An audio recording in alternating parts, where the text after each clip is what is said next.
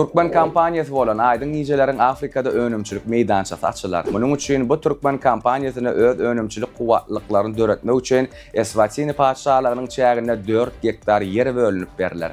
Değişti çödüt 28. mayda Abu Dhabi'de Eswatini'nin padşahı Mswati 3 milyon Türkmen kampaniyasının baş direktörü Hadaraverdi Abdurrahmanov'un yol başçılığındaki vekiliyetin arasında geçirilen duşuğun neticeleri boyunca kabul edildi. Duşuğun devamında taraflar Eswatini için 1,5 milyon sani milli şahsiyetname kartlarını hem de 500 miňden gowrak biometrik pasportları öňürmegi we iýermegi göz öňünde tutýan iri bilelikdäki taslamany amala aşyrmak boýunça ılalaşyklara geldiler. Gazanylan ılalaşyklar Türkmenistan bilen Eswatini padşahlygynyň arasynda sanly identifikasiýa, resminama dolanşygy, telekommunikasiýa, ışıklandırış tehnologiýalary hem-de maglumat tehnologiýalary ugurlaryny uzak möhletleýin hyzmatdaşlygyň ösdürilmegini göz öňünde tutýar.